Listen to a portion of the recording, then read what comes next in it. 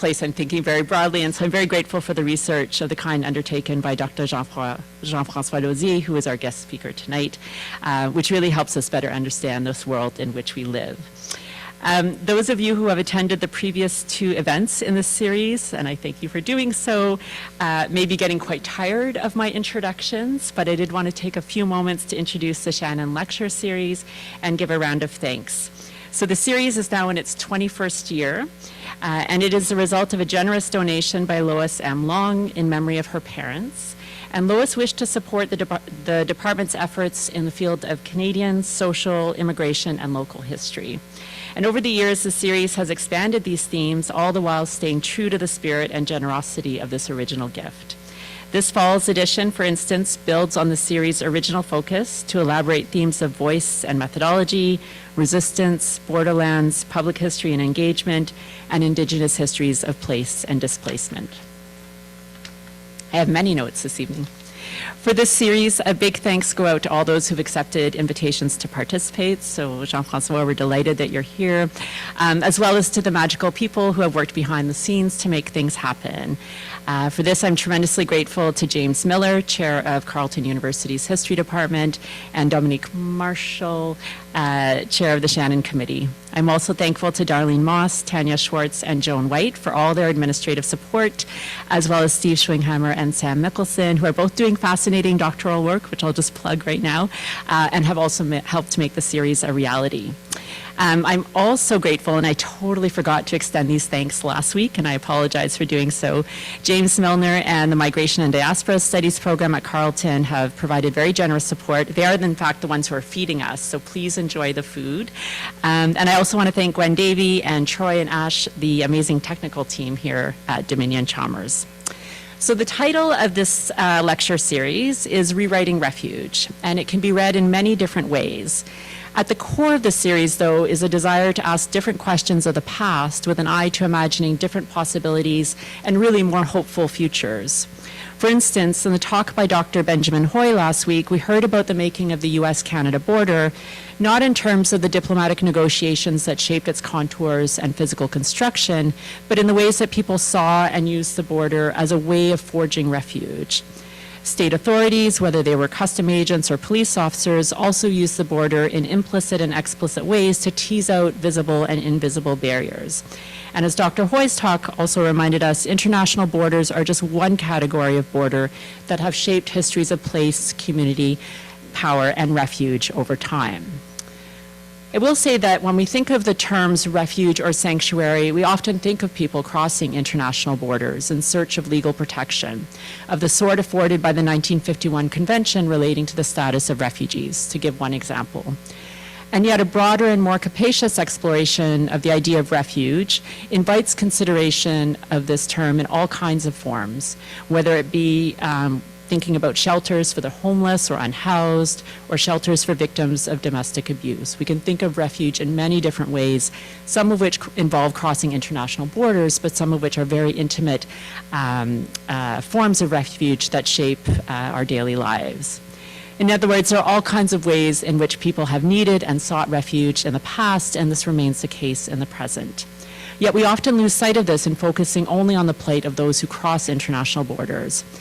And I think that in doing so, when we lose sight of the many other forms of refuge that have existed in the past and continue to manifest in the present, we lose sight of the ways in which refuge is actually a kind of constellation of practices and experiences linked not by citizenship and belonging, but often by violence, displacement, and sometimes hospitality and protection. So one of the people who's been instrumental in asking different questions about the nature of refuge in the past is our guest speaker tonight, Dr. Jean-François Lauzier of the Canadian Museum of History. Dr. Lauzier is the author of Flesh Reborn, the St. Lawrence Valley Mission Settlements Through the 17th Century, published in 2018 by McGill Queen's University Press. This award-winning work, which I recommend to everyone, and I was going to bring my hard copy, but I'm worried about losing it, so it's still at home in its safe spot. But it is a fabulous work, and it has been described as a, quote, tour de force of original research and interpretation. As the jury for the French Colonial Historical Society Boucher Book Prize jury noted, in Flesh Reborn, Lauzier paints a remarkably rich three-dimensional portrait of Indigenous communities in the St. Lawrence Valley, and which, to quote, I'm going to quote directly, they were always more than missions. They existed alongside rather than under French influence. And so Dr. Lauzier has made all kinds of important interventions in this area. And I first encountered this work as I began to think about refuge beyond the modern nation state. And it has been absolutely foundational to my understanding and thinking as I have sought to explore notions of community and kinship in the shaping of refuge. As Dr. Lauzier writes in Flesh Reborn, sorry, I'm almost done my notes. We are on the last page. In the St. Lawrence Valley of the 17th century, individuals and groups can be thought of as being in a continual process of becoming, as a result of migration, incorporation, amalgamation, coalescence, dissociation, dispersal, and resettlement. I'm so delighted to be able to welcome Dr. Lauzier here tonight to share his further thoughts on this subject. I will conclude with a short bio, noting that since 2011, Dr. Lauzier has been a conservator at what is now known as the Canadian Museum of History, working on the history of l'Amérique française, which I couldn't figure out how to translate properly, so I'm just calling it l'Amérique française, while also teaching at the University of Ottawa and taking on a number of editorial roles, including with the Journal of Canadian Studies, the Canadian Historical Review, and Histoire Sociale, Social History. His wide-ranging publications include Flesh Reborn, which I mentioned previously, but also a number of articles on a wide range of subjects, including the 2017 piece, A Nicer Red, The Exchange and Use of Vermilion in Early America. Dr. Lauzier is currently at work on a history about the Franco-Haudenosaunee Great Peace of 1667, and his talk tonight, as you can see, is entitled Promised Lands, Indigenous Refuge in Early Canada and Beyond. So welcome, Dr. Lauzier. We look forward to your talk, and there will be a dynamic Q&A afterwards, I'm sure, which we will invite people online to participate in as well. But for now, over to you.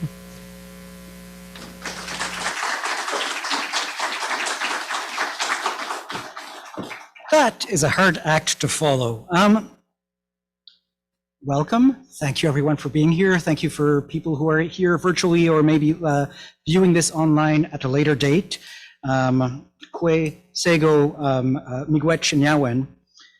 For those who are here in person, please feel free, if you feel the need to do so, to go to the back and stand and pace if you feel yourselves dozing off, or to stim if you feel that need. It wouldn't be fair if I'm the only one who's allowed to wiggle here and to gesticulate wildly. That said, let me begin by gesticulating to an image. Do any of you recognize this by show of hands? A couple of you recognize it. For those who may not recognize it, do you recognize it now? So I'm guessing the people who recognize it are the big local history buffs. This is a great image. I love it because it allows me to do a couple of things. The first is to make a land acknowledgement. But didn't Professor Madakoro just make a land acknowledgement? Yes, she did, and I thought it was a great one, more deeply felt than the habitual couple of ritually repeated phrases, the rigid formality that lacks depth. I'm of the school of thought that thinks that there's no such thing, perhaps, as too many land acknowledgement, and more importantly, people acknowledgement. Here's something that gets us thinking and feeling, an image, about the land we occupy and the people who inhabited it and the people who still do inhabit it. This image also gets us thinking about positionality. In my case, this is very convenient because it allows me to draw attention to the fact that for a decade, as mentioned, I've been a curator at the Canadian Museum of History, formerly known as the Canadian Museum of Civilization. A great place to do history, and a great place where we always strive to do better history. I was also born and raised in Ottawa, growing up in an urban landscape where Indigenous peoples, while by no means absent, were very much in the background. So speaking tonight to an Ottawa audience, I expect that this resonates. More to the point, this image does what I try to do with my own historical scholarship, which is to foreground Indigenous peoples. In the primary written documentary sources of the early Canadian past, and in the very rare visuals, they're more often than not relegated to the margins. That's a problem. A greater problem still, as far as I'm concerned, is the way in which Indigenous peoples are still not properly foregrounded in the historical literature, in the secondary scholarship, or the secondary sources. To be sure, historians have been making leaps and bounds on this front in the last few decades, but there is still much to be done, especially as far as I'm concerned, when it comes to the St. Lawrence Valley and its affluence in the 17th and 18th century, the heartland of what became New France, later Lower Canada, and then Quebec, the cradle of French Canadian and Quebecois, the French Canadian and the Quebecois people. And more broadly, I'd argue, as an early Canadianist, the cradle of the Canadian experience writ large. Let's call it early Canada. I know that what some of you might be thinking, this is all fine and dandy, Jean-François, but when do we get to the refugees? We're getting there. A couple of years ago, and I think it was a simpler pre-COVID time, Laura Matacoro and I got to chatting while waiting to drop off our respective kids who at that time went to the same school. So the schoolyard, that's where the big ideas crystallize. I knew of her and of her work, but imagine my surprise and delight when this scholar of the 20th century tells me that she is aware of my book and has read it and found resonances, as she was saying, echoes of her own work on refugees in the 20th century. Maybe I shouldn't have been surprised. There are a whole lot of people in the 17th and 18th century St. Lawrence Valley and the broader Northeast who look like refugees, people who move around in groups or individually, displaced in the context of war, epidemic, and political upheaval. This is the famous book. Getting old, 2018, but still worth a read.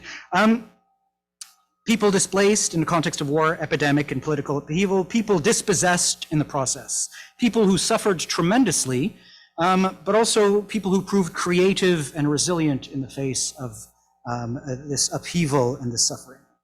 So what happens when we placed the displaced at the center of the story of early Canada, or New France, or the St. Lawrence Valley, or the northeastern woodlands in the 17th and 18th centuries, call them what you will? Well, for one, we add a couple of chapters to the history of refuge in Canada, which otherwise tend to be very centered on the 20th century. There are good reasons for this, centeredness on the 20th century, I mean, given that the modern refugee experience is very much the fruit of 20th century, mid-20th century international conventions and national policy frameworks. Still, the federal government webpage on canada.ca under the Immigration and Citizenship section entitled Canada, A History of Refuge, begins only in the 1770s with the Quakers and the Black Loyalists who arrived as a result of the American Revolution. It doesn't even mention the white Loyalists who were refugees too. So cool, but really, we can do better, surely. Push that back a couple of centuries at the very least. Before foregrounding Indigenous stories, I think I deleted one of my slides, not the end of the world. I'll leave the book on a little longer. So before foregrounding Indigenous stories, as I am wont to do, let's consider the French for a moment. A quick refresher. The first attempt at permanent European settlement in what is now Canada occurred in 1541, led by Jacques Cartier, the more famous of the two, and another fellow by the name of Jean-François Larocque de Roberval. This happened at Cap Rouge, not far from the Iroquoian village of Stadacona, or Stadacona, where Quebec City now stands. This settlement barely lasted 2 years. Only in 1608, with the establishment of a post at Quebec under another famous Frenchman, Samuel de Champlain, would settlement resume and this time persist in the St. Lawrence Valley. Of significance to our theme today is the fact that many of the Frenchmen who in the intervening years between 1541 and 1608 attempted a follow-through with colonization of what they deemed to be the New World were themselves refugees, or would-be refugees. Indeed, Huguenots, or French Protestants, as French Protestants were known, were among the keenest proponents of a dream of a Nouvelle France. Not here, but rather in warmer climes. First Brazil in the 1550s, then Florida, and which included a bit of what is now South Carolina in the 1560s. They sought to evade religious and political persecution back in France.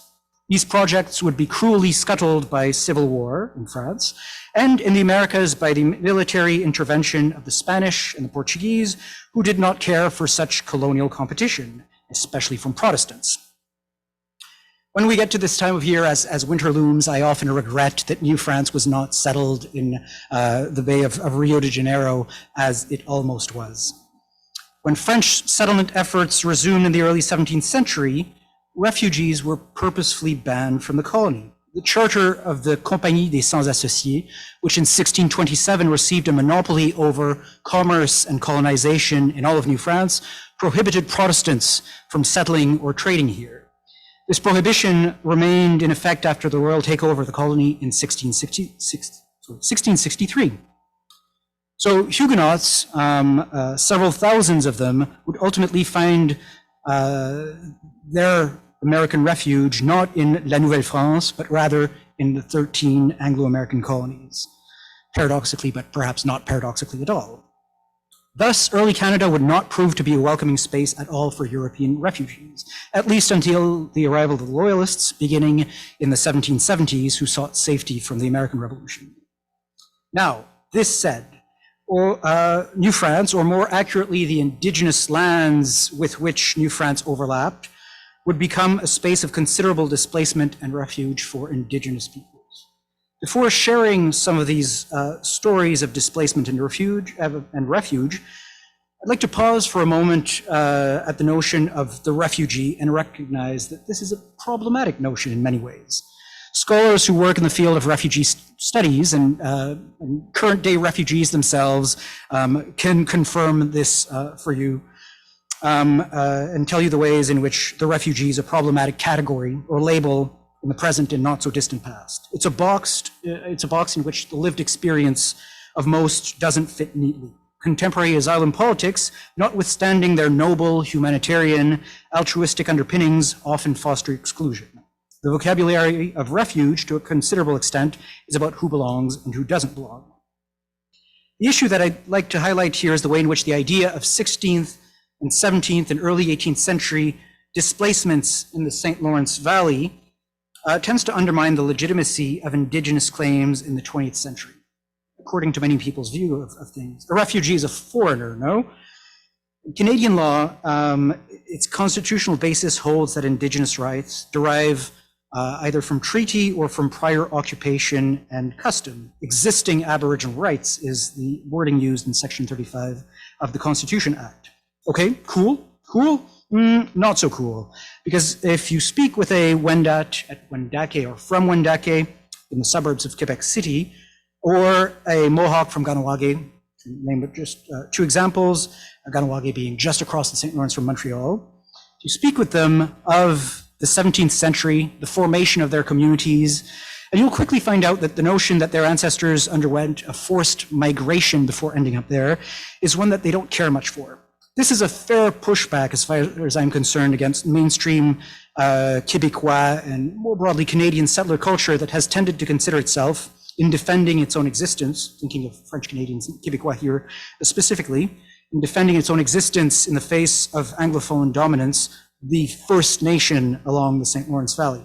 And so while highlighting this evening, and in my scholarship more broadly, stories of displacement and refuge, I want to be clear that I'm not challenging such modern claims or understandings of the past. The richness of the historical materials incites uncertainty, to be sure, but I think that ultimately, and I hope that you'll come to agree, it tends to bolster indigenous claims to lands and rights in this space. This space, it's not showing a little circle that I had, so I will just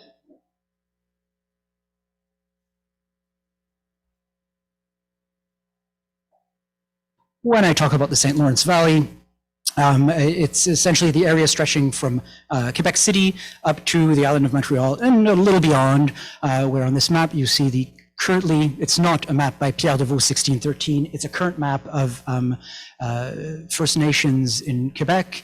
You see Wendake in red near Quebec, a Wendat community, Odanak and Wolanak, two Wabanaki communities closer to Trois-Rivières, halfway between Quebec and Montreal, and close to Montreal, And a little bit upstream, you have Gahnoage, Ganisatage, and Akwesasne, so 3 now Mohawk communities. These communities have their roots in the 17th century, with roots in the same space and in other spaces stretching beyond. It's a bit complicated, but this is what we will try to untangle a bit today, using the prism of refugee history.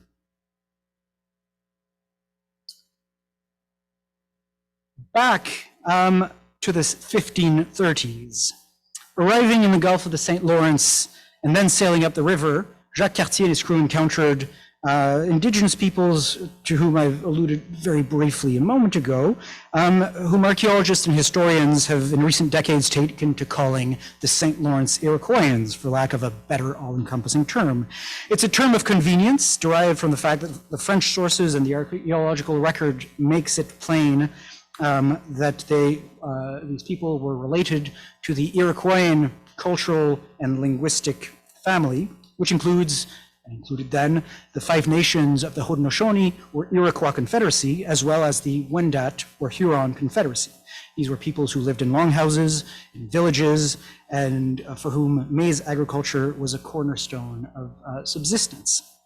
When the French renewed their efforts at settlement in the region under Champlain, so some 70 years or so afterwards, or after Cartier's efforts, the St. Lawrence Iroquoian were gone. Faint traces were left of their villages and remnants of their fields could be seen here and there, but by now the river valley and its affluents were inhabited by Algonquian peoples, or peoples of the Algonquian cultural and linguistic family, particularly the Innu, downstream, or Montagnais, the French called them, and the Algonquins proper, or Anishinaabeg, upstream, semi-nomadic hunter-gatherers rather than village-dwelling agriculturalists. What happened to the St. Lawrence Iroquoians was not a mystery on which French chroniclers of the period dwelled much, if at all. They had other things to worry about. By the late 19th and most of the 20th century, historians and archaeologists took the written record at face value and assumed that these peoples had disappeared and been replaced. Yet in the last few decades, scholars, in dialogue with descendant communities, have come to appreciate the way in which what occurred was by no means a disappearance, but rather a dispersal. Its precise causes are impossible to pin down. Epidemics brought over by Europeans may have played a role, but there is no clear evidence of this being the case. More plausibly, the climate change of the period, which saw weather growing colder on a global scale, and maize becoming ever so slightly more difficult to cultivate in the St. Lawrence Valley, may have been a key factor. Whatever the cause, warfare compounded the disruption. The available evidence allows us to appreciate, to know, I would dare say, that Iroquoian or St. Lawrence Iroquoian peoples dispersed, finding refuge across the broader Northeast. There is some evidence that some relocated to Mohawk country, and among the other nations of the Haudenosaunee Confederacy, there is some evidence that some ended up among the Wendat in what's now the Georgian Bay area in Ontario, and there is evidence of St. Lawrence Iroquoian peoples dispersing among Algonquian peoples too. Incidentally, this glorious vase is in the collection of the wonderful Canadian Museum of History.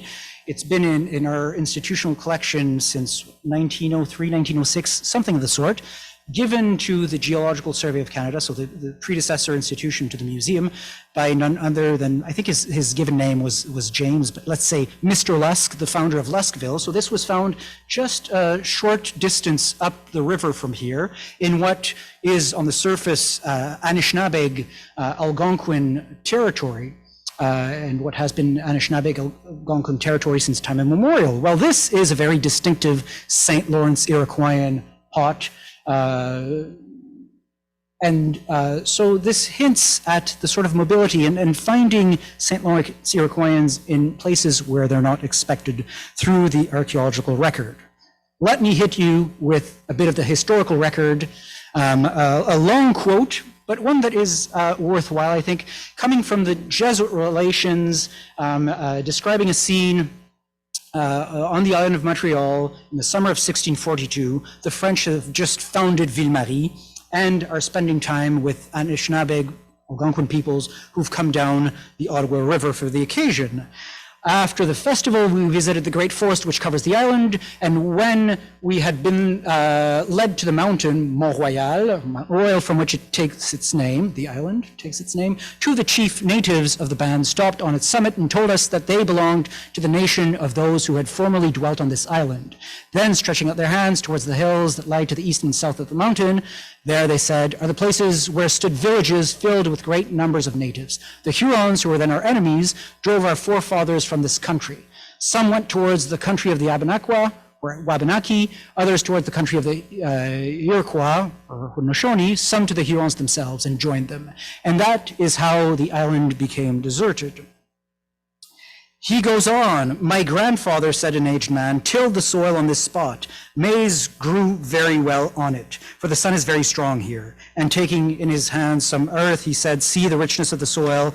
It is excellent. Thereupon, we did not fail to invite, this is the French speaking, the Jesuits, failed to invite and urge them to return to their country, i.e. the island of Montreal, and to inform them of the plans of the captains who sent people here to succor them, promising that assistance would be given them to build their little houses and to till the soil, of which work they have lost the habit.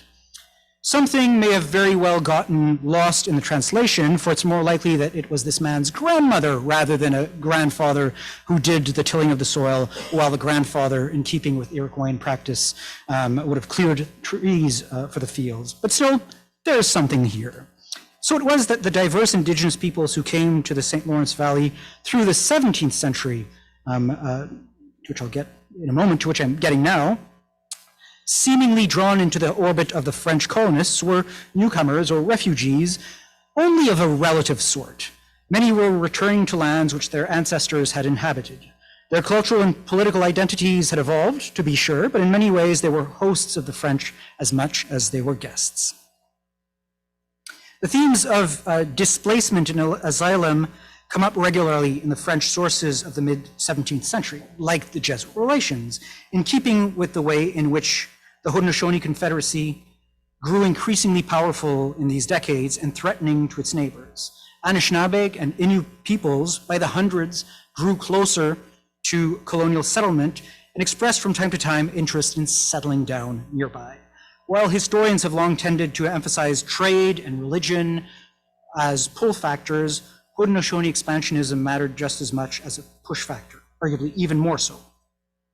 We have to be mindful, of course, of the role played by ideology and rhetoric in these written sources, because French observers, especially our dear Jesuits, were inclined to see these peoples as victims, as weak, as people in need of protection, both material and spiritual, sheep to be protected against proverbial wolves. Moreover, French sources tend to tell the stories of those displaced peoples who drew closer to the French. They are not very observant or thoughtful about the fact that other peoples chose to seek their refuge elsewhere. It's plain to see, if we read between the lines and against the grain of such sources, that many displaced peoples opted for different strategies. Some holding on as long as they could, reciprocating Haudenosaunee attacks with raids of their own, before being forced to find another solution. Many preferred to maintain ancestral spaces and ways of life, not rejecting the French alliance altogether, but pulling back away from borderlands and into the hinterlands of their own territories. So you're getting back to this slightly earlier map, because we can see the Ottawa River Valley quite clearly on it, asked why they continued to inhabit a location as barren as the upper Ottawa Valley, barren by European standards. The Kichisipirini Algonquins, or Anishinaabe, explained to Champlain during the explorers' first visit among them that they were forced to do so in order to be safe, and that the roughness of the region served as a bulwark against their enemies, the Haudenosaunee.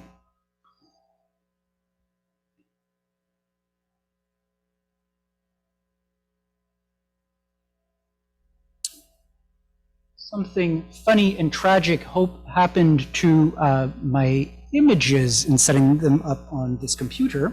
So bear with me, this is not a map of the Iroquois Wars, but it's a map of Wendat relocations. I will survive, you will survive as well. You're missing out on good visuals, but rolling with the punches. So when by the 1640s, Haudenosaunee military and diplomatic pressures forced the dispersal of the Wendat from their homelands on the shore of Georgian Bay, several hundred decided to cast their lot with the French in the St. Lawrence Valley, regrouping on the island of Orleans, or Ile d'Orléans, just downstream from Quebec. French sources, and again, historians thereafter, taking these sources at face value, or something close to face value, emphasized religion as the source of this coming together of Wendat and French settlers. And indeed, the balance of the evidence makes it clear that many Wendats did find solace in the missionaries' Christian teachings, and some means therein to maintain cohesion, to maintain old connections and create new ones, means of making sense of the world, their world, in a time of disastrous upheaval. The underlying aspiration, however, was surely the maintenance of family cohesion and autonomy in the face of an ancestral enemy. These circumstances must have made for very difficult decisions. And indeed, the sources allow us to see the contingent character of displacement. While some Wendat found refuge near the French, others preferred pulling back within the Great Lakes, ultimately away from the Haudenosaunee, but also away from the French as well, wagering their alliance and their well-being with their Anishinaabe, their other Anishinaabe allies in the Western Great Lakes. And then too, we find Wendats joining the Haudenosaunee Confederacy by the thousands in these years. The majority of Wendats ended up among them, in fact. In many cases, this was through capture, but in other cases, it was willingly. The Haudenosaunee Great Law of Peace made provisions for the integration of foreign peoples like the Wendats and many other neighbors of the Haudenosaunee in these years. As one Mohawk deputy explained to a gathering of Wendats, "Fear not, I no longer look upon you as an enemy, but as my relative. You shall be cherished in my country, which shall also be yours." On another occasion, an Onondaga, so another nation of the Haudenosaunee Confederacy, and an Onondaga explained to a Wendat assembly that his country would be to them a promised land. Many Wendats found this more promising or more natural path forward than the path that led into the French colonial orbit. A couple of things are worth pointing out. The first might be that the French, for those who entered their orbit, did not turn out to be great allies or protectors, because they, the French, through the 1650s and 1660s, had divided loyalties. On the one hand, they were generally genuinely caring of the Wendat and eager to help at least the converts who had cast their lot with them. But at the same time, the French were keen to make peace with the Haudenosaunee, whom they recognized as being the great power of the northeastern quadrant of North America. They were keen to send missionaries among the Haudenosaunee and to benefit from Haudenosaunee trade. Thus it was that in 1656, the French stood by, unable and unwilling to intervene, when a large party of Mohawks raided the Wendat settlement on the island of Orleans, capturing about 80 people, whittling down the refugee community by maybe about a third. The Wendat who remained decided that it was safer to relocate to the very heart of the town of Quebec, where they stayed for almost a decade. Here's another observation, or argument maybe, that arises from centering our attention on the displaced Wendat. It will not surprise any of you to learn that historians who've worked on the history of New France or Quebec have placed the French at the center of the Iroquois Wars. The evidence suggests, or my reading of it, and I think it's a fair reading, that the French were only secondary players, collateral damage, incidental targets of Haudenosaunee campaigns that were aimed against other Indigenous peoples, Innu, Anishinaabe, and particularly Wendat, who had sought refuge in the St. Lawrence Valley.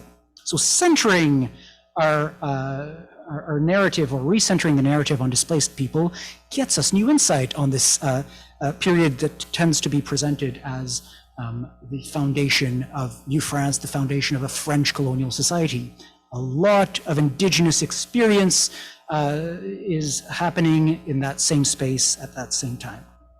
The experience of displacement in any case, was profoundly contingent. It involved experimentation, continual reevaluation, and frequent course redirection.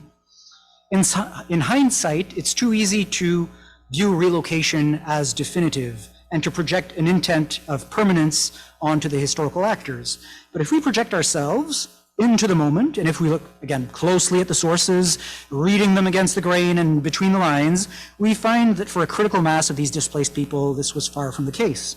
The ideal refuge was, more often than not, a temporary one from which one could hope to return home sooner or than later, hopefully sooner.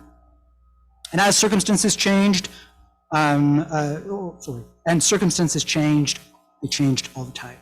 Someone might decide to cast their lot alone or with their family with the French, but then, under pressure of Iroquois attacks or diplomatic overtures, decided to move to Mohawk or Onondaga country.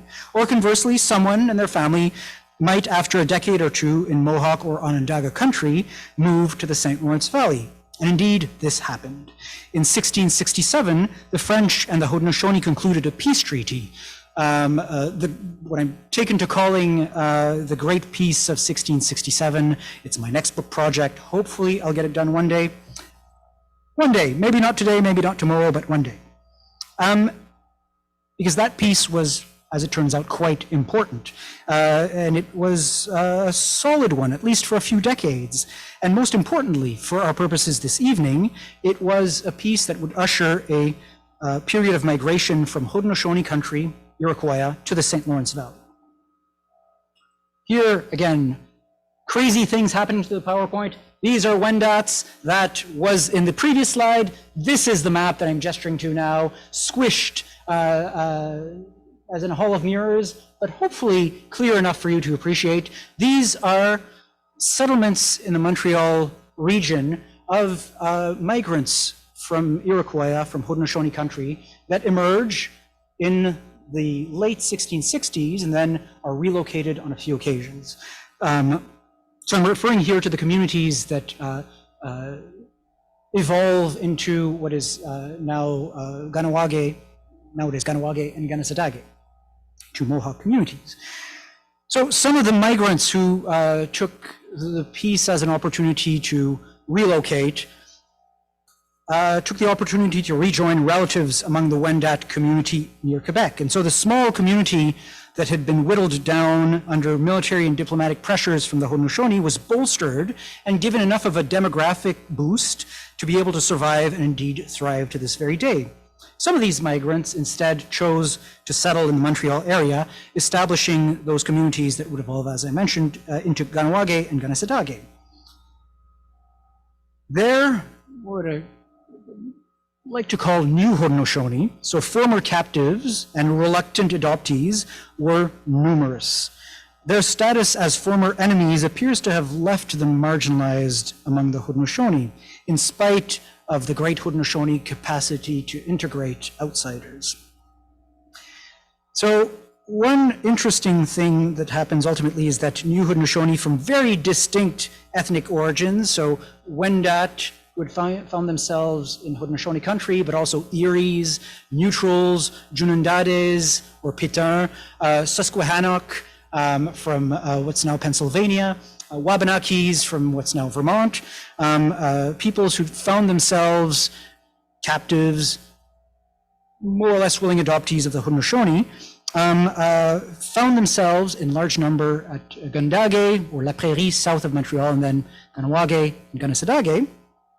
And there they would recenter themselves on a Mohawk or Ganyingiaga, on a Mohawk identity and the Mohawk language. So the cultural integration that had failed in Haudenosaunee country would succeed in the St. Lawrence Valley, which was arguably the north end of broad Haudenosaunee country.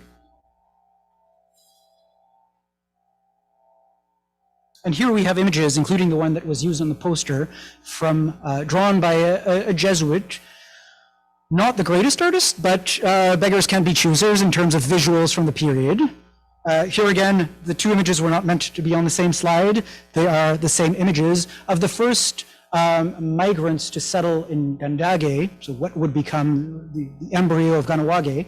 They came from Oneida, the village and nation, or one of the 5 nations, and interestingly were themselves an Erie and a Wendat captive who'd been adopted and spent time and reached a certain standing within their community, but clearly who could think outside of the bounds of Haudenosaunee culture in deciding to move northwards and align themselves with the French.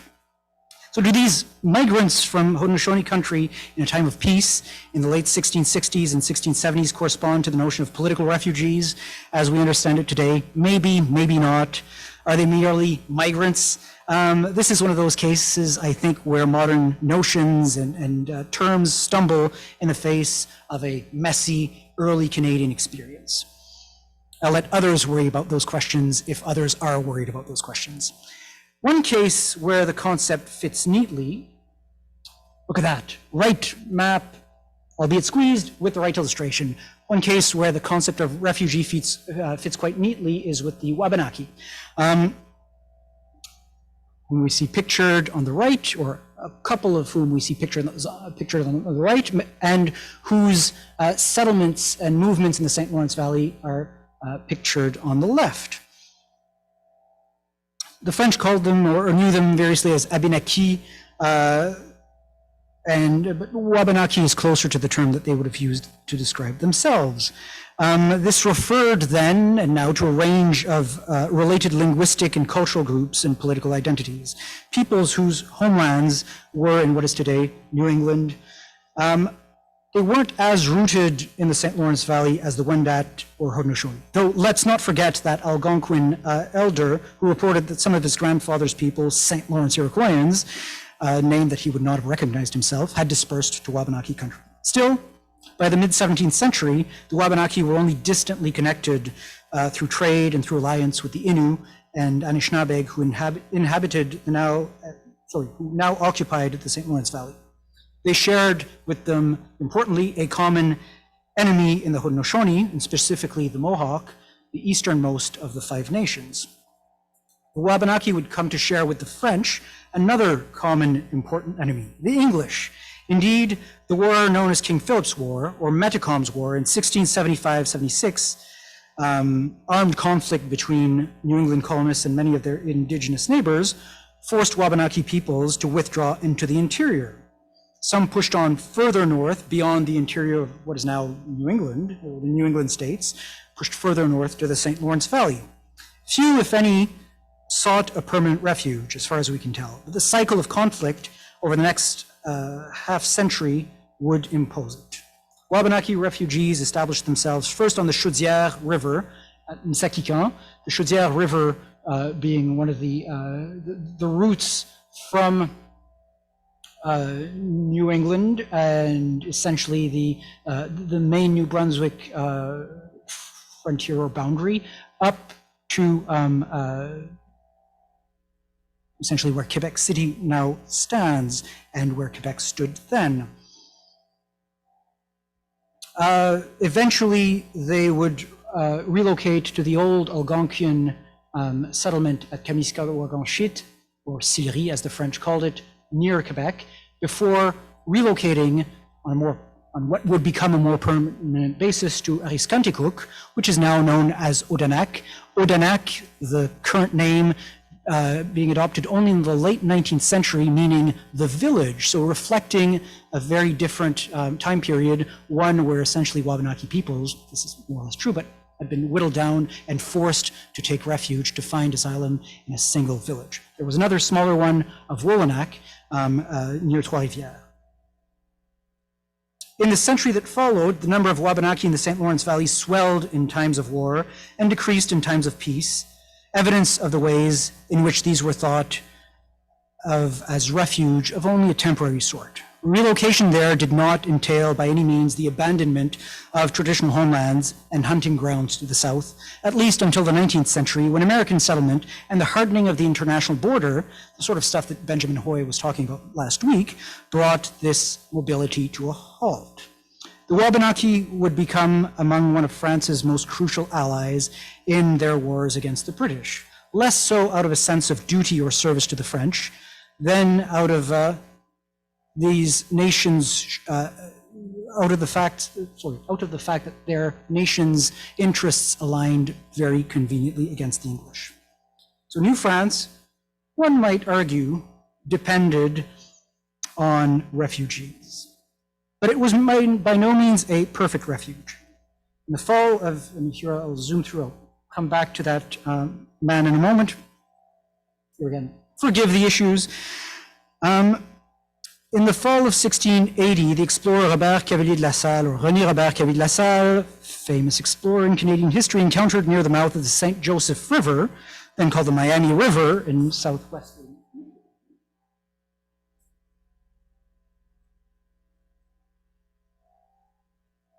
Right there, a village of some 25 to 30 men with wives and children. He reports that they had been pushed to migration by their hatred of the English and the increased rarity of beaver near the English colonies. Who were these people? Well, he tells us that 7 or 8 nations were represented among these sauvages de Boston, Boston natives. Minnesinks, Mohicans, and Mohegans, Eastern Abenakis proper, and Western Abenakis or Sokoki. La Salle pointed out that the Miami called these former inhabitants of New England Wabanakia, because they were in the habit of giving that name to all those who inhabited the land of the rising sun and who spoke approximately the same language. So essentially, the Miamis and Algonquian peoples of the Great Lakes were doing the same thing as the French in lumping these culturally related peoples under a generalizing label of Wabanakia or Abenaki. There are hints of slight but continuous coming and going of individuals and small groups from the borderlands of New France and New England to the Great Lakes over subsequent decades.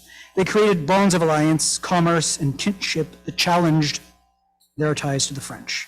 By the mid-1710s, some Wabanaki decided to migrate to the country of the Muskaki, or foxes, in what is today Wisconsin. So to the left of the image, you see les renards, the foxes. They call themselves Muskaki. These were inveterate enemies of French allied nations in the Great Lakes, and so of the French too.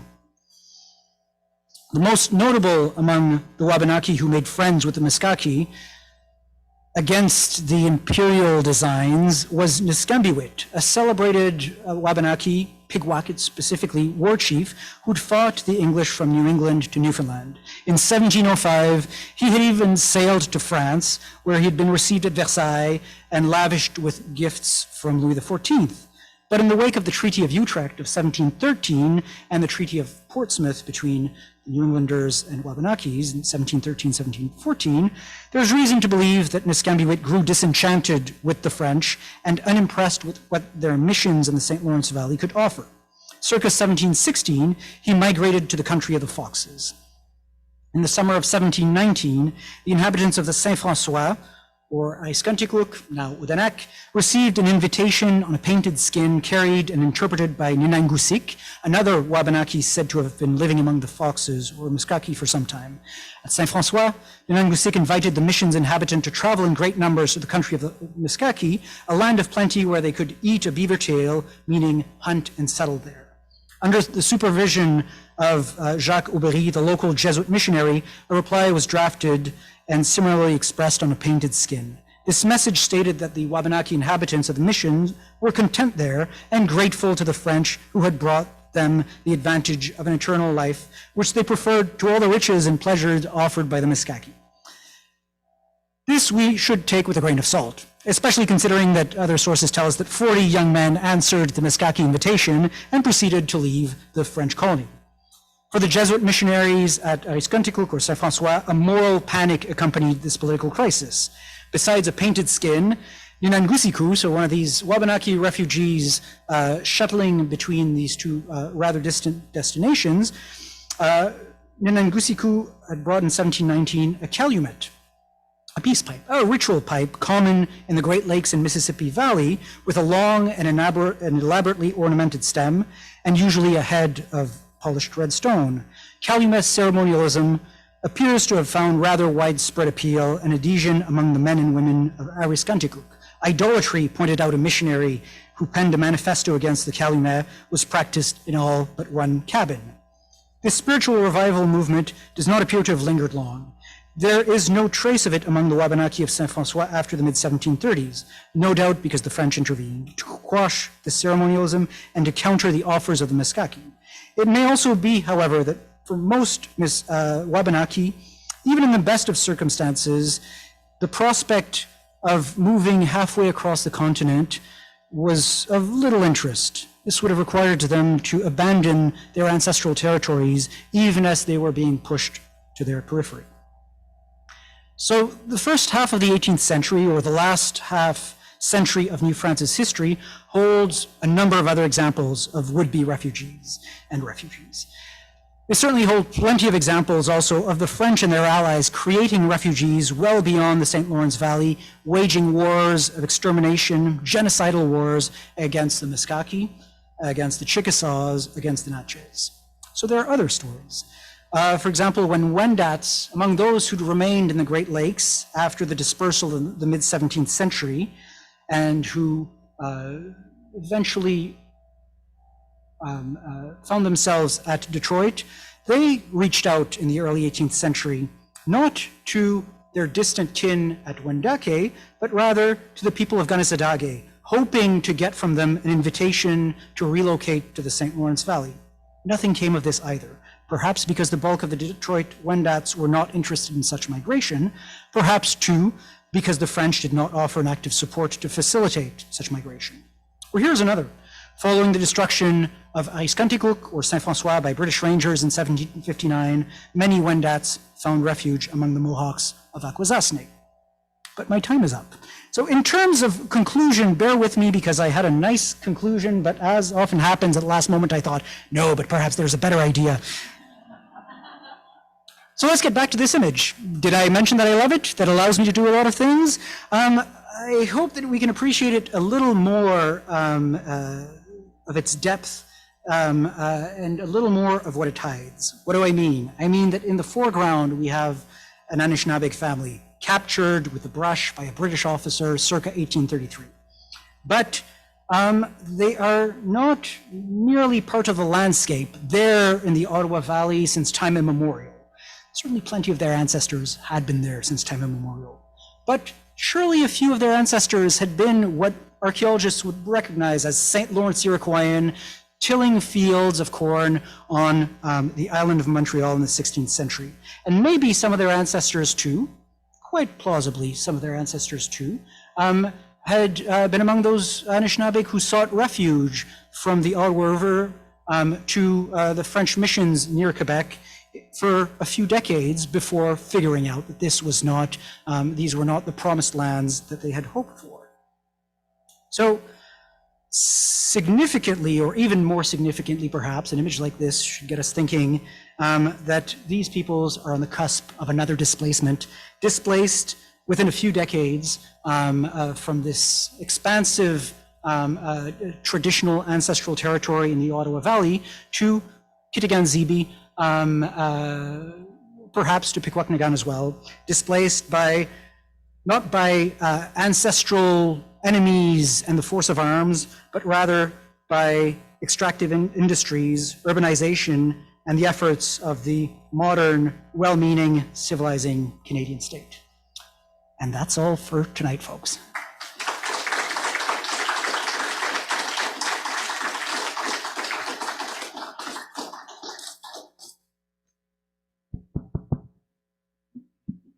Thank you very much. Thank you so much, Dr. Lozier. That was absolutely fascinating. And I'm impressed at how much you covered geographically and historically, but also you managed your crazy slides moving around on you. So I'm so sorry that happened. The original ones were really, really good. Well, maybe we could invite you to share them with us and we can put them on the Shannon Series website. I did want to just pick up on, so we're going to have a Q&A period, but I'm doing that obnoxious thing where I have the mic, and so I'm going to start us off with a question, but a reminder to our online audience to please put questions and comments into the Q&A box. And where did, Sam is going to be our liaison between the online world and the in-person world tonight. So we'll be getting Sam to read questions from our online audience. And while the people in the room and online are thinking about questions and comments, I just wanted to observe this painting which you've directed our attention to, and how still it looks. And yet the story that you told tonight was one of incredible movement and mobility, place-based, but still so much movement. And I wondered in particular, as you were speaking, especially early on in your talk, you talked about dispersal. And I wondered if you could say more about that choice of word, which is, I think it does a lot of different things in terms of maybe thinking about what communities we're experiencing. I'm curious to know more about whether you want to talk about a particular community and the words they might have used to talk about their movements. So I picked up on dispersal. I don't know if that was community-based, but if you could say more about language. Sorry, that was a very awkward question. No, it's a wonderful question, and unfortunately, I don't have a wonderful answer for you. The term dispersal is the one that is not mine, is the one that has been emerging in St. Lawrence Iroquoian studies over the last 10, 15, 20 years. In dialogue with communities, the people of Wendake, the people of Ganawage in particular, who've been pointing out that, well, we have links to these peoples who inhabited the St. Lawrence Valley before the arrival of the French. And so there are ongoing debates about how strong and how direct these links were. But certainly the archaeological record and the written sources of the sort that I shared are quite clear that these people don't simply, the St. Lawrence Iroquoian didn't simply vanish. So disappearance had been the term of art used previously, or certainly the idea when it was not the term itself. So dispersal is I suppose, I don't know and haven't thought very much at whether there might be an even better term. It's interesting, riffing on this, that in Wabanaki studies, or among historians who've looked at the Wabanaki, New England history, so largely American scholars, a lot of them have used the term diaspora to describe this diaspora, this dispersal. So perhaps one could speak also of a St. Lawrence Iroquoian diaspora. I'd be open to other words as well. As far as what terms these peoples might have used themselves and what nuances might be lost in translation, this was and remains one of my questions. And so I spent a lot of time in dictionaries. One must know that in the 17th century and early 18th century, missionaries, and especially Jesuit missionaries, produce a lot of great language tools, so dictionaries and grammars. Why are they producing this? Well, because they need these tools to learn Indigenous languages, to convert Indigenous peoples. So it's self-interest. But in terms of historians, ethno-historians, and linguists, these of the early 21st century, these are priceless historical records, because not only do they give insights into the language, but they contain wonderful little phrases grouped together that give you a sense of the sort of challenges that missionaries were perhaps encountering, what they were trying to get Indigenous peoples to do or not to do. And so I went looking through these dictionaries and language sources, hoping to find a vocabulary of refuge, and did not find nearly as many keywords related to that as I hoped. Chaumonot's Dictionary of Wendat, of the Wendat language, so from the 1660s, 1670s, does contain an entry for réfugié, but does not elaborate with any phrases, so that was a bit of a dead end. What I've taken from this is a sense, or perhaps a working hypothesis, that while the notion of refuge, finding refuge, is one that existed for the French at the time, for Europeans, it had biblical roots, among other things.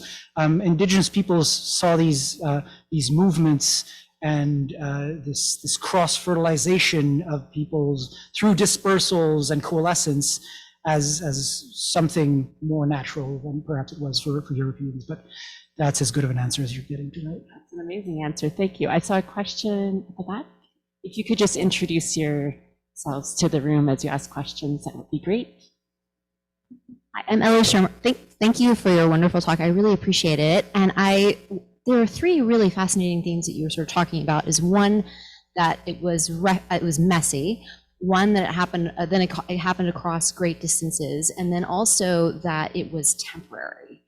But you talked about wars in your talk, and then you ended with the sort of question of industrialization or capitalism. But you also said something really interesting earlier when you were first talking about it, about climate might have actually had a really important point in really sort of moving people's already here in the sort of in the St. Lawrence Valley.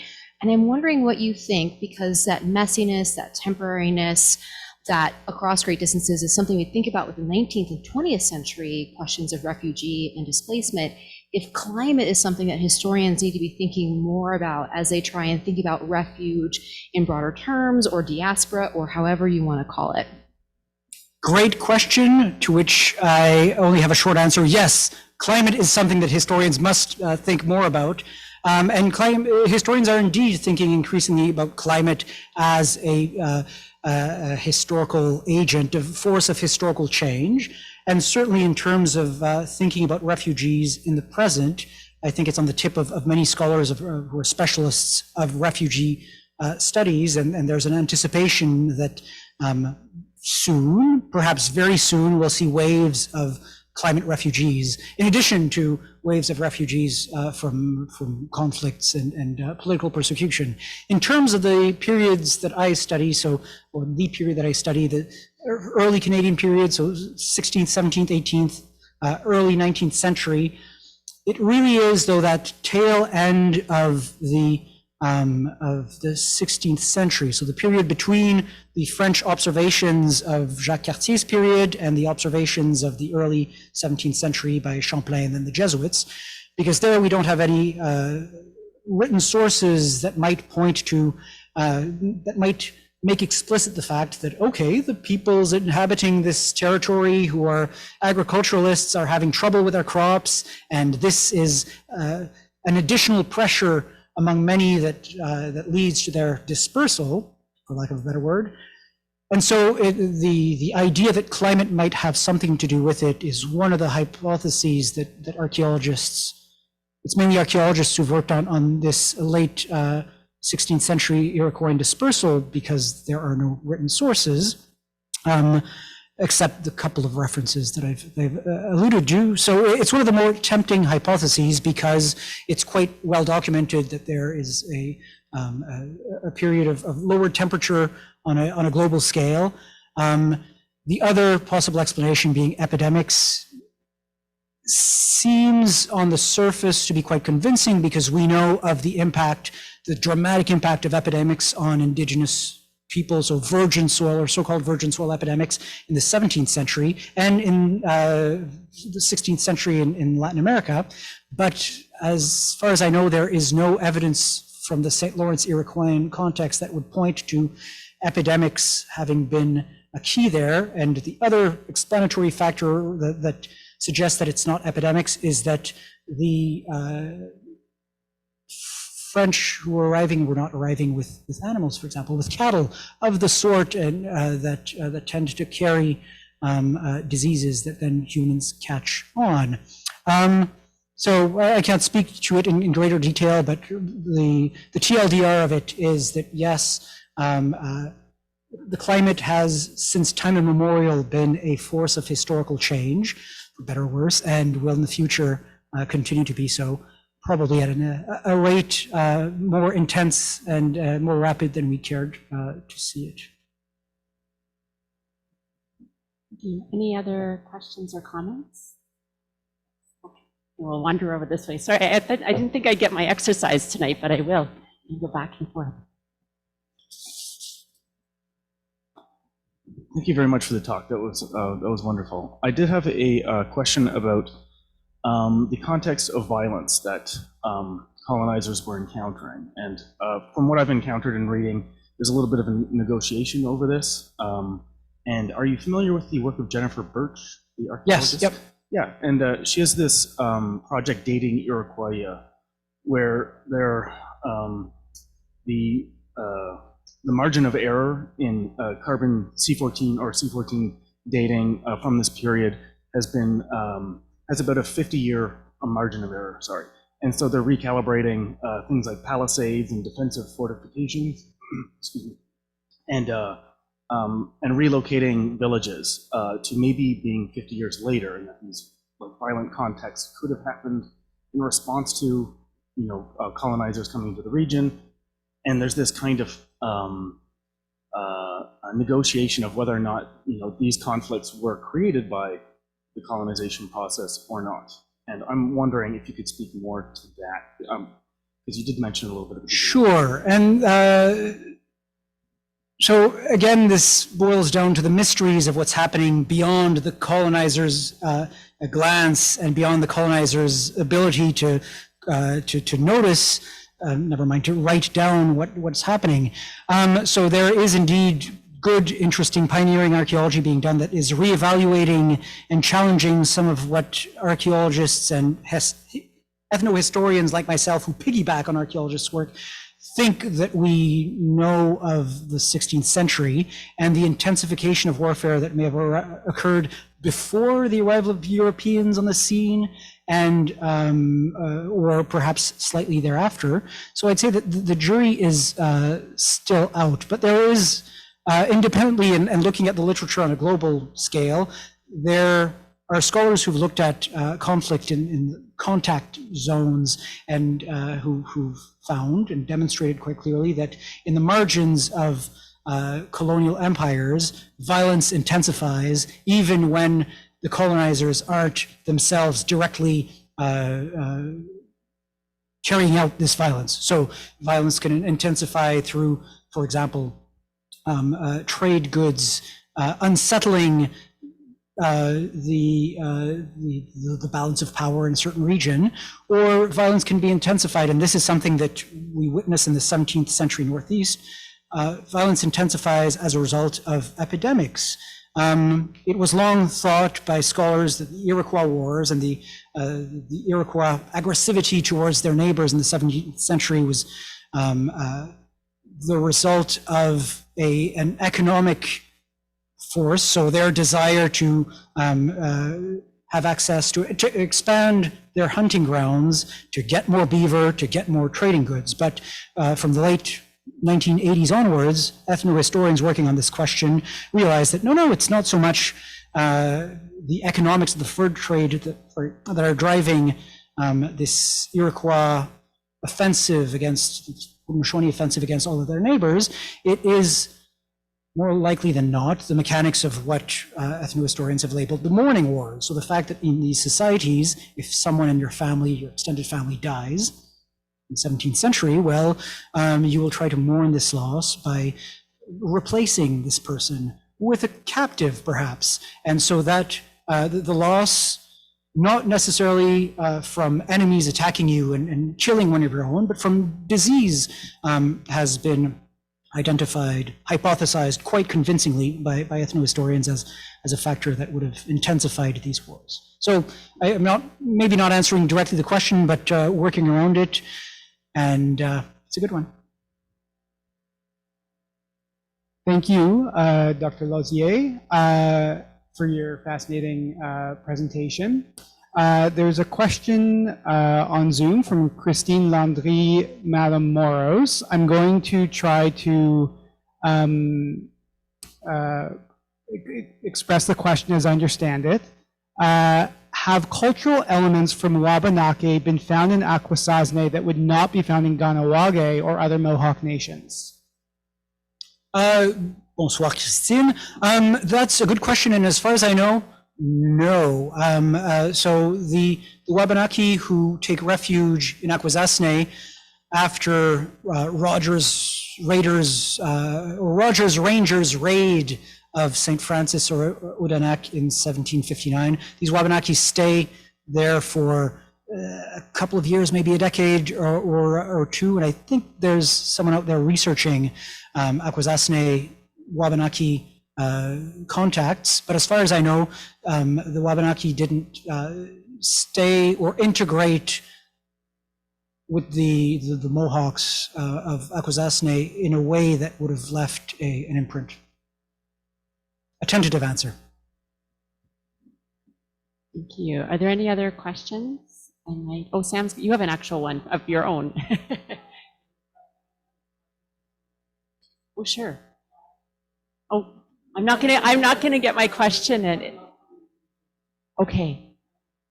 We have a few more. I have lots of questions, but I won't be greedy. Why don't I give it? I will give you the mic. I will share. You can So keep your questions Steve- more for the schoolyard. So Steve Schwinghammer asks, if you, Dr. Lausier, have encountered evidence in the St. Lawrence Valley of European military personnel deserting into sanctuary among First Nations, and his question is rooted in the language and context of treaties of peace and friendship.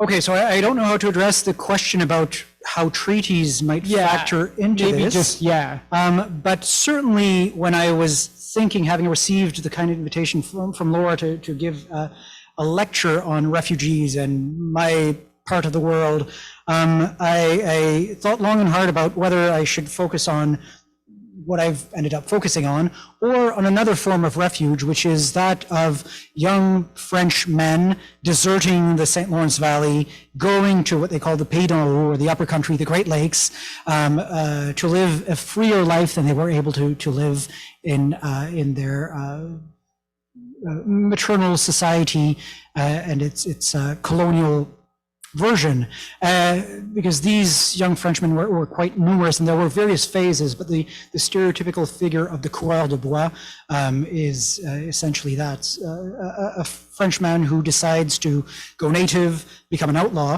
Many of them end up taking refuge only momentarily, or seeking alliances, seeking new kinship, seeking wealth among Indigenous peoples, and then go on to reintegrate French society, having made a bit of a fortune, but others simply vanish from the records, and allowing us to presume that they went on to live happily ever after among the Wendat, or among the Anishinaabe, or among the Haudenosaunee. And every so often, you do find references to, in French sources or in English sources, to a Frenchman living still among the Wendats or among the Haudenosaunee.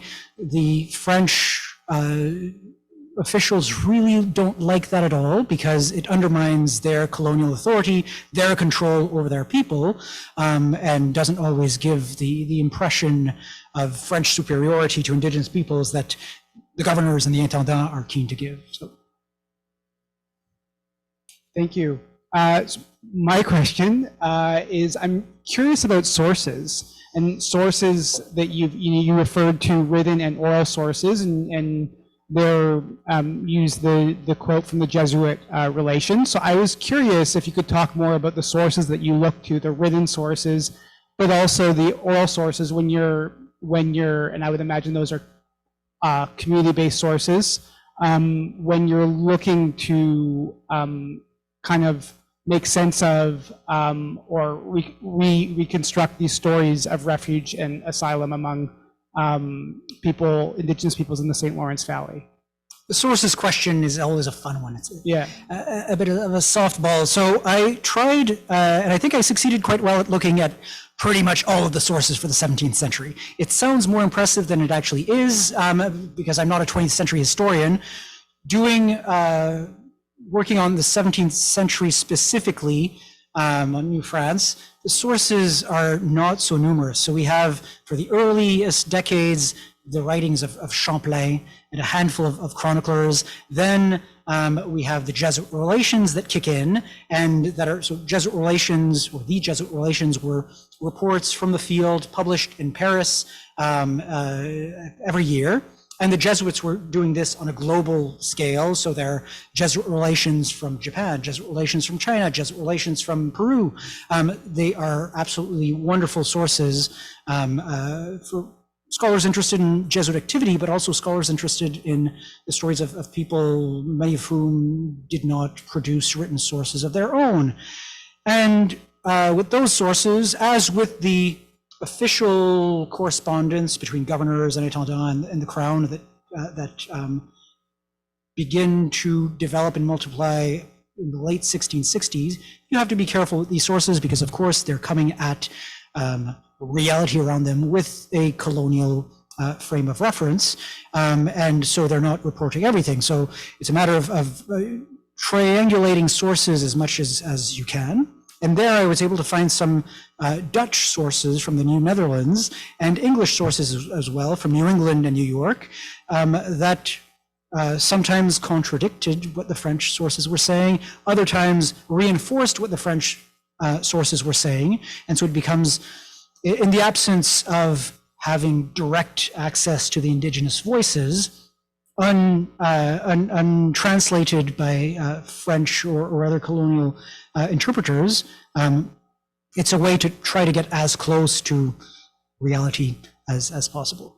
And there are a mishmash. I mentioned linguistic sources that I use trying to understand concepts such as, maybe I didn't find much, if anything, around the notion of refuge, but there is plenty there around the notion of, or in those sources around the themes of village relocation, for example, around themes of warfare, for example, that allow you glimpses of a worldview that is, again, where there's a Jesuit hand writing this down, but they are not writing for a French audience. These dictionaries that I'm alluding to exist only in manuscript copies, so they're writing for their own needs and uses, and so don't have that the same sort of filter on or blinders that they put on when they're talking, when they're trying to tell a French audience how great things are here or how terrible things are here. In either case, please fund our missions, because that was one of the reasons behind the Jesuit relations. But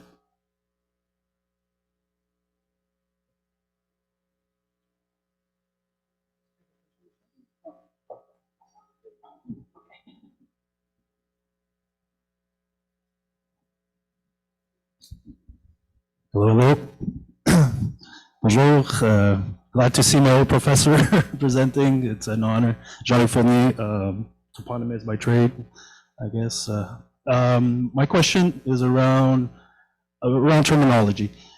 So we're using these terms such as Haudenosaunee Confederacy, but I'm always wondering, right? Because in instances like the Wendat Confederacy or the Wabanaki Confederacy, we name one of the nation part of the Confederacy. Well, at least that's my understanding. Maybe I'm wrong.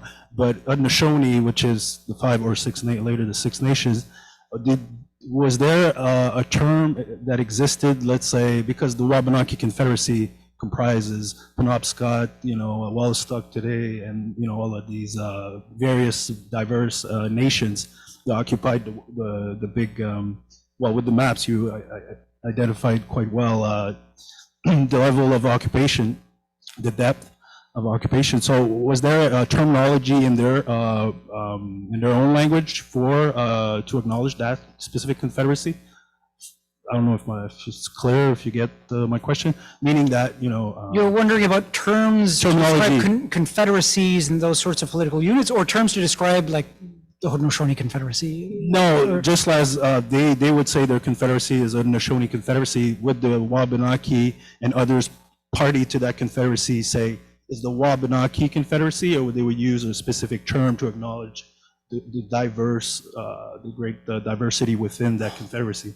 It's very messy, and we can talk about it over a beer at one point. Yeah, we will. And certainly in the book and in the extensive footnotes of the book, I try to untangle some of these questions because in recent years, it's become common to try to use, as scholars, endonyms, so the names that indigenous peoples would have used themselves, rather than exonyms, the outsider-imposed names that have been the standard of scholarship and politics until very recently. This, in many ways, is great. In other ways, it can get problematic because political entities and the names used to refer to them change over time. And even something like Haudenosaunee, well, the common spelling of Haudenosaunee now in pronunciation is derived from what, a Seneca, or unless it's Onondaga, I think it's a Seneca spelling as opposed to the Mohawk Haudenosaunee. Same word, but we're talking about cultures of orality that were quite unbothered by the specific spellings beyond having their own individual languages or dialects. Right. And so one of the things in researching the book that struck me was the way in which the term Haudenosaunee does not come up very often in the French sources, even the French sources of the 17th century that use indigenous words, like those dictionaries. The term that comes up more often is Unkweowe, which is nowadays used by Haudenosaunee or Iroquois peoples to refer to First Nations writ large. It means essentially the real people or the people. But in a 17th century, rather than but, in a 17th century context, the notion of the real people, I think, was configured differently. And so I have a sense that Haudenosaunee was the label Haudenosaunee means the people who extend the longhouse. So it's a metaphor about extending the Confederacy in addition to being a reference to a specific way of life and dwelling that was typical of these peoples. For much of the period that I've described here, it doesn't matter so much Haudenosaunee Unkweowe, so I tend to err on the side of Haudenosaunee because it's preferred by Haudenosaunee nowadays.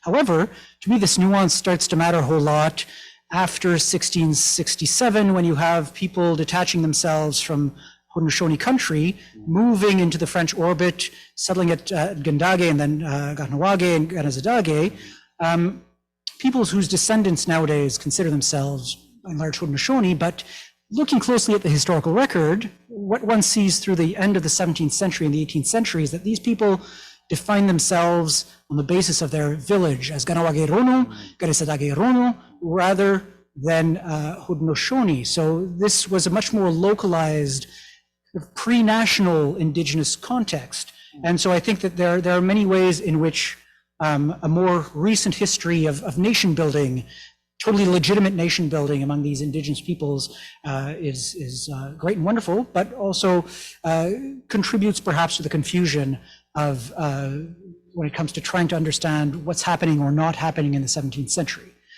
Names, including proper names, are great because they're so very messy when considered at a distance, but they end up telling you so much about what people identify as or not. So when it comes to a scholar, a non-indigenous scholar in the early 21st century using words, it's a matter of compromising between words preferred by descent communities. It's also a matter of adapting to context, where in a book I can afford to use all sorts of messy words.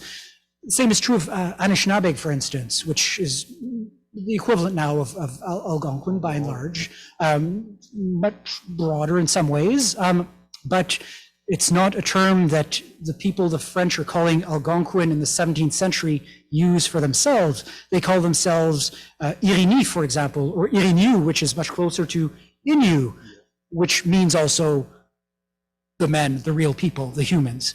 But we'll talk some more. Yeah, thank you very much. Clearly, you've got me going on this. Thank you for the great question. Are there any last questions or comments? I might let you off the hook, Jean-François. Sam, there's nothing else from Zoom? The last call, the online. I have a huge question about the nature of the character of Refuge and what it looked like, but I won't ask it. I'm just going to save that.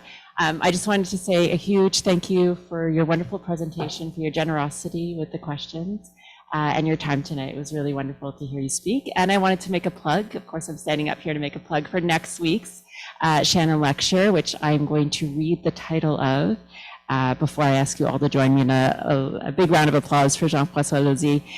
So next, we have 2 more incarnations of the Shannon Lecture Series. One is next week, Tuesday night, same place, same time, online and in person, and it will be delivered by Dr. Amy Villarreal, who's coming in from Texas State. So we'll have a wonderful Ottawa November night to surprise her with, and she'll be speaking on the subject of sanctuaries, unruly subjects, dissidents, fugitives, and exiles in post-civil rights America.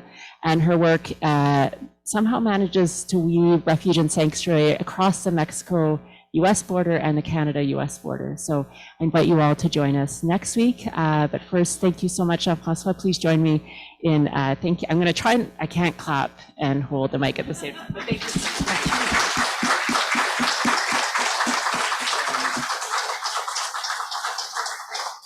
And I'll just say thank you to our online audience. Hopefully the slides were clear this week. If you want to pop your feedback into the chat, that would be great. And for those of you here in person, there is lots of food, so please help yourselves, and I look forward to the chat. Don't get me started on the slides this week. No, that's All right. I should have checked.